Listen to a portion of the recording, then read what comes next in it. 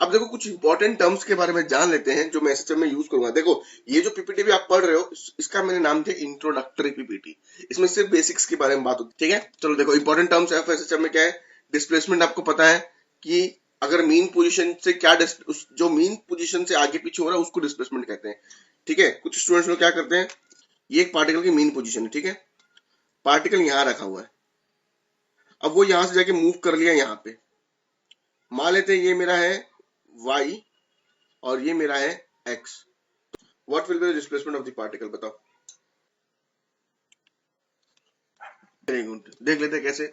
हमें डिस्प्लेसमेंट का पता है, इनिशियल पोजीशन, फाइनल पोजीशन क्या है हमारी, ये वाली। इनिशियल पोजीशन क्या है हमारी, ये वाली। तो x माइनस माइनस वाई यानी कि x प्लस वाई, ठीक है। तो हमें क्या पता करना है, मीन पोजीशन जो उसकी होगी डिस्प्लेसमेंट वो हमें पता करनी है। एम्पलीट्यूड क्या होता है, maximum displacement of the particle performing SHM from its mean position. इस केस में जो एक्सट्रीम पोजीशन जो आपको यहाँ दिखाई दे रही है ये इसका एम्पलीट्यूड है, ठीक है। आगे देख लेते हैं, रेंज और पाथ लेंथ। दो एक्सट्रीम पोजीशन के बीच में जो आपका वो रहेगा लेंथ, जो distance between the two extreme position, उसको हम क्या कहेंगे, पाथ लेंथ या फिर रेंज ऑफ एसएचएम। मतलब देखना पे डिस्टेंस है भाई, डिस्प्लेसमेंट नहीं है। मतलब a प्लस ए जनरली। अब देखो ये बात समझ जाओ कि एक्सट्रीम पोजीशन मतलब इस साइड में ए होगा और इस साइड में ए होगा, मतलब एम्पलीट्यूड एम्पलीट्यूड होगा। तो कहा जा सकता है कि distance equal to twice the amplitude, twice the amplitude. तो हमारे लिए ये जानना जरूरी नहीं कि पाथ लेंथ क्या है, पर ये जानना जरूरी है कि path length is equal to twice the amplitude. हो जाएगा। एक मिनट, मेरा कैमरा कैसे रुक गया, एक सेकेंड।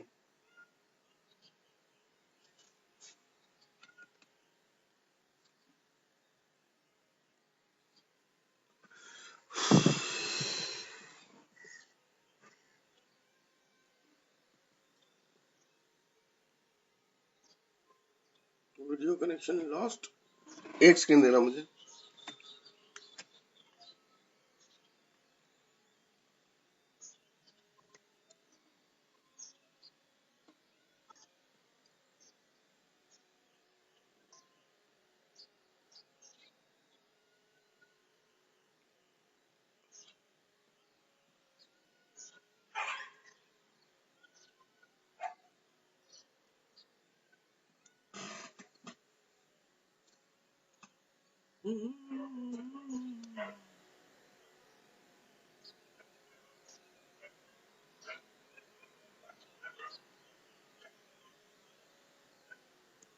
चलिए किसी कारण से वीडियो जो है वो शायद ऑफ हो गया है, पता नहीं क्या हुआ है। चलो देखिए यहां तक क्लियर है, आगे देखते हैं हम लोग। ऐसे यूनिट मीटर मीटर हो जाएगा, सब तो पता ही है। पीरियड क्या होता है, performing SHM to complete one oscillation, ठीक है।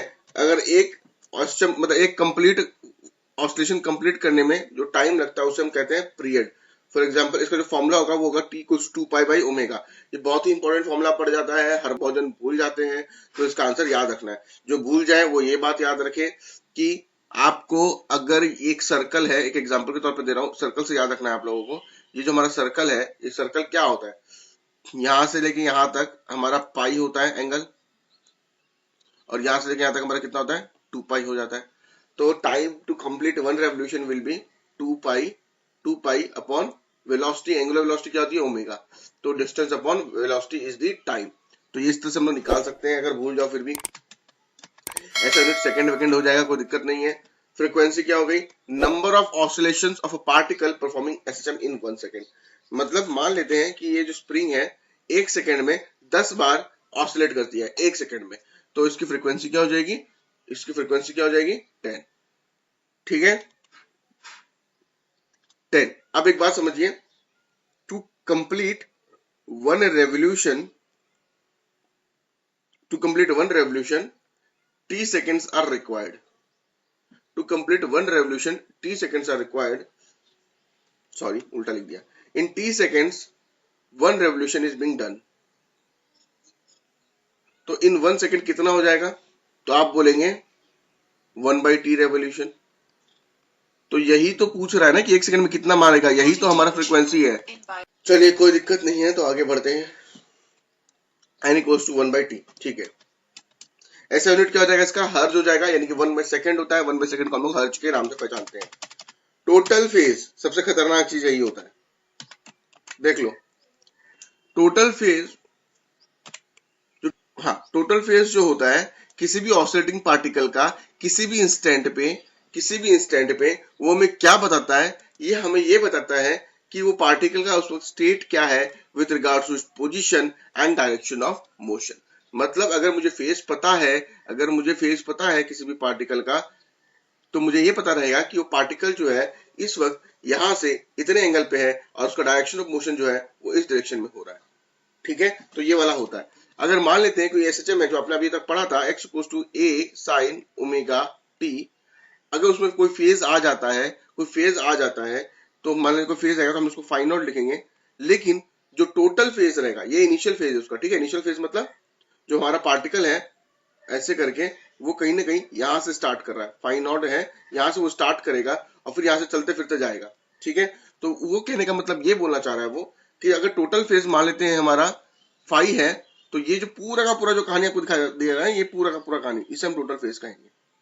और ऐसे समझते हैं हम इस चीज को, ये हमारा सर्कुलर मोशन था, मुझे मन किया, मैंने यहां से स्टार्ट किया तो ये फाइंड आउट हो गया मेरा इनिशियल फेज और यहां तक मैं चला गया, तो ये जो एंगल है मेरा थीटा हो गया which is equals to omega t. मैंने अभी बताया कैसे होगा।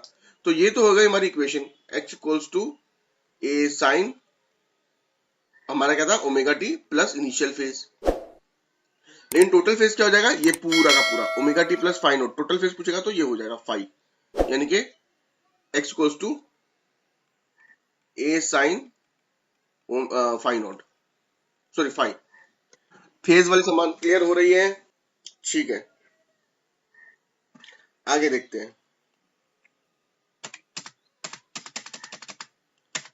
इनिशियल फेज क्या होता है ये तो मैंने बता दिया है, लेकिन ये चीज जाना थोड़ा सा ज्यादा जरूरी है, क्योंकि देखो ये सब हम लोग चीजें ना आगे वाली पीपीटी में बहुत बार यूज करेंगे, और तब अगर मैं एक ही चीज को एक्सप्लेन करने बैठूंगा तो क्या होगा, हमारा फ्लो टूट जाएगा। अब देखो ये भी इनिशियल फेज जो है वो आपको initial position of the object बताता है at t equals to zero. T equals to zero पे हमारा पार्टिकल कहाँ था। अगर हमारा पार्टिकल मान लेते हैं हमारा सर्कल है, अगर हमारा particle t equals to zero पे यहाँ पे था तो उसका इनिशियल फेज जो होगा वो जीरो हो जाएगा with respect to horizontal line. अगर हमारा पार्टिकल यहाँ पे है इनिशियल पोजीशन पे तो ये होगा उसका इनिशियल फेज। तो हमें ये पता रहेगा कि हमारा जो पार्टिकल इनिशियली वो यहाँ पे खड़ा है। ठीक है, तो ऐसा हो सकता है कि इनिशियल फेज के डिफरेंट डिफरेंट पोजीशन पे हो सकता है। फॉर एग्जांपल ऐसा होगा, एक एग्जांपल देते हैं कि अगर वो मीन पोजीशन पे, जो तीन तीन इंपॉर्टेंट चीजें हम लोग देख लेते हैं, अगर ये मीन पोजीशन पे है at t equals to zero तो आपका एक्स का वैल्यू क्या होगा। अगर टी इक्वल्स टू जीरो पे वो मीन पोजीशन पे है तो आपका एक्स का वैल्यू क्या होगा, तो आप बोलेंगे सिंपल सा बात है सर जीरो होगा। तो मान लेते हैं कि ये हमारा मीन पोजीशन है, वो हमारा टी इक्वल्स जीरो पे यहीं पे खड़ा है, तो उसका फेज कहाँ बनेगा, टी इक्वल्स जीरो पे ये वाला लाइन आएगा, यानी कि हमारा जो इनिशियल फेज रहेगा वो जीरो रहेगा। देख लो, ठीक है, इनिशियल फेज हमारा जो रहेगा वो जीरो रहेगा। और इसको हम लोग किस तरह से इक्वेशन से भी डिराइव कर सकते हैं, जैसे कि आपने पढ़ा है अभी, आपने ये वाला फॉर्मूला पढ़ा था अभी, x equals to a sin omega t plus phi naught. क्योंकि हमारा टी भी जीरो और हमारा x भी जीरो है तो ये तो जीरो होगा ही होगा, साथ साथ ये टी भी जीरो हमने पुट कर दिया है, तो देखा हमने सॉल्व कर कर कि हमारा फाइव नॉट की वैल्यू जो है वो जीरो आ रही है। तो मीन पोजीशन पे अगर कोई पार्टिकल है तो आपको बिना सोचे समझे बोलना है कि सर इसका फेज इनिशियल जीरो है। क्या ये चीज याद रह जाएगा, अगर वो मीन पोजीशन पे है तो बिना सोचे समझे फेंक मारना सर उसका इनिशियल फेज जीरो है। बोलो याद रहेगा कि नहीं रहेगा। अब आगे देखते हैं, अगर वही पार्टिकल एक्सट्रीम पोजीशन पे है at t equals to zero पे, एक्सट्रीम पोजीशन में बैठा हुआ है, तो उस केस में मतलब एक्सट्रीम पोजीशन क्या होगी मेरी, ये वाली है, यहां पहुंच जाएगा, यानी कि ये जो रेडियस है ए के बराबर हो जाएगा, ए के बराबर हो जाएगा, वो पार्टिकल यहां पहुंच जाएगा, तो एंगल कितना बन रहा है दोस्त, पाई बाई टू। तो इनिशियल फेज क्या हो जाएगा मेरा, pi by two. Initial phase मेरा क्या हो जाएगा, पाई बाई टू। ठीक है, इनिशियल फेज हमारा क्या हो जाएगा, पाई बाई टू। फिर से आप यहाँ पे पुट करेंगे at t equals zero x equals to a. देखो मैंने बहुत महान काम किया है, यहाँ पे ए पुट करना था, मैंने जीरो पुट कर दिया, तो ये ए कट जाएगा, तो आपका इक्वेशन जो अल्टीमेटली यहाँ पे आएगा, आपका आएगा sine phi naught equals to one. और फाइव नॉट वन कब होता है, जब पाई बाई टू के बराबर होता है। तो अगर आपसे कोई पूछे कि दोस्त ये मेरा राइट के एक्सट्रीम पोजीशन पे है, तो आपको सीधे बोलना है बिना सोचे समझे, सर इसका फेज जो होगा नीचे ना पाई बाई टू होगा। ठीक है। अभी जो मैंने आपको एक क्वेश्चन कराया था, जो मैंने बोला टफ है, जिससे मैंने ईएमआई वाला करवाया था, जो लूप वाला क्वेश्चन करवाया था, उस टाइप के क्वेश्चंस में वो क्वेश्चन एक्चुअली में टफ नहीं है। देखो क्वेश्चन टफ नहीं है, वो क्वेश्चन में प्रॉब्लम ये है कि उसमें तीन तीन कॉन्सेप्ट लग रहे हैं। एक ईएमएफ इंड्यूस हो रही है, करंट का डायरेक्शन पता करना है, तीसरा बात आपको यहाँ पे ये भी पता करना है कि लूप की कौन से एंगल चलने वाले, ठीक है। तो उसमें तीन तीन कॉन्सेप्ट लग रहे हैं। जहां पे क्वेश्चन में ज्यादा कॉन्सेप्ट लग जाते हैं वो क्वेश्चन एक्चुअल में टफ बोल दिया जाता है। तो यहाँ पे अब मान लीजिए कि कोई क्वेश्चन अगर आ जाता है, कोई क्वेश्चन अगर आ जाता है जहां पे वो बोल देगा कि यू, आपको इक्वेशन बनानी है, यहाँ पे जो आपने इक्वेशन लिखी है एक्स इक्वल्स टू, अगर इक्वेशन लिखी है x equals to a sine, ये इक्वेशन आपको बनानी है x equals to a sine omega t plus phi naught. अब इस फाइव नॉट की भी वैल्यू आपको स्टेटमेंट से निकाल लियो। The particle is placed at the in right extreme position at t equals to 0, ठीक है। तो आपको ये याद रखना है कि यार ये फाइव नॉट जो है ना, ये पाई बाय 2 हो जाएगा अपने आप ही। तो ये कॉन्सेप्चुअल क्वेश्चन में आ जाएगा, मतलब थोड़ा टफ क्वेश्चन की कैटेगरी में आ जाएगा, जब आपको इक्वेशन भी बनानी है ये वगैरह वगैरह। और उस टाइम पे स्टूडेंट लोग, आप लोग को भी ये रियलाइज हुआ होगा कि कभी कभी ऐसे क्वेश्चन आते हैं तो आप लोग को मन में आता है यार इतना थोड़ी ना सबको याद रहता है, ये तो इतना नहीं याद रखना, ये सब इंपॉर्टेंट केसेस है, ये आपको याद रखना ही पड़ेगा। There is no other options. Mean position, extreme right, extreme left, तो याद रखना पड़ेगा, ठीक है। तो हम लोग आगे देख लेते हैं। अगर वो एक्सट्रीम लेफ्ट पोजीशन में होगा तो यहाँ पे देख सकते हैं आप लोग कि अगर एक्सट्रीम लेफ्ट पोजीशन पे होगा टी इक्वल्स टू 0 पे, तो एक्स की वैल्यू माइनस ए हो जाएगी, और साइन फाइव नॉट जो होगा, साइन फाइव नॉट जो होता है उसकी वैल्यू -1 पे आ जाएगी। अब -1 कहाँ कहाँ पे होता है, माइनस पाई बाय 2 पे हो जाएगा, या फिर 3 पाई बाय 2 पे हो जाएगा इसकी वैल्यू, ठीक है। 3 पाई बाय 2 पे हो जाएगा। अगर टी इक्वल्स टू 0 पे ए बाई 2 की दूरी पे है, मतलब रेडियस के आधे पे, मतलब ये अगर हमारा सर्कुलर मोशन है, ठीक है। अगर आप यहाँ पे 0 है, यहाँ पे ए है, यहाँ पे ये पूरा ए है, अगर हमारा पार्टिकल यहाँ पे a/2, मतलब इसका प्रोजेक्शन लेंगे तो पार्टिकल कहीं ना कहीं यहाँ पे ट्रैवल कर रहा है, यहाँ पे है। तो इसका हमारा फाइव नोड क्या होगा, तो फाइव नोड हमारा हो जाएगा π/6। फाइव नोड हो जाएगा हमारा π/6। मैंने जो प्रोजेक्शन का एनिमेशन दिखाया था वो मैंने इसलिए दिखाया था कि आपको डिस्प्लेसमेंट पता रहे तो आप उसका प्रोजेक्शन निकाल के एंगल निकालना जान सको, ठीक है। तो ये चीज हमें जानना पड़ता है। देखो कोई उपाय नहीं है इस चीज का, इसलिए मैंने एनिमेशन बना के डाला था। आई होप अब आपको समझ में आ रहा होगा कि वो बकवास एनिमेशन क्यों डाला गया था। ये टेबल देख लो, मैंने टेबल भी बना दिया यहाँ पे। 0 पे 0 होगा, a/2 पे π/6 होगा, a पे π/2 होगा, -a/2 पे π/6 होगा, -a पे ये होगा। चलो अब आगे चलते हैं हम लोग। कुछ चीजें हैं जो हमें नोट करनी पड़ेगी। It can now be concluded that at t equals to 0, अगर पार्टिकल जो है वो मीन पोजीशन से स्टार्ट करेगा तो हमारी equation x equals to a sin omega t हो जाएगी। अब आपको ये पता है कि x equals to a sin omega t क्यों लिखते हैं, और a sin omega t plus phi naught क्यों लिखते हैं, a sin omega t plus π/2 क्यों लिखेंगे, a sin omega t plus 3/2 क्यों लिखेंगे। अगर वो एक्सट्रीम पोजीशन पे है लेफ्ट साइड में, तो उसकी इक्वेशन ये वाली हो जाएगी, यानी कि a cos ओमेगा t हो जाएगी। तो क्या ये इक्वेशंस का राज समझ में आया, क्यों cos ओमेगा टी आ जाता है, क्यों sin ओमेगा टी आ जाता है। देखो ये कॉन्सेप्ट बहुत ही इंपॉर्टेंट चीज है, मैं बता रहा हूँ।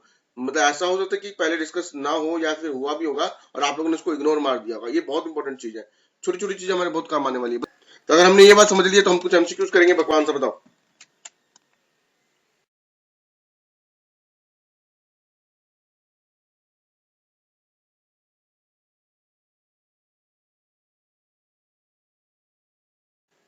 सी, चलो इसका आंसर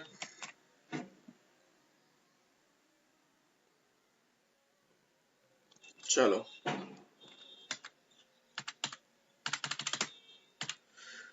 आंसर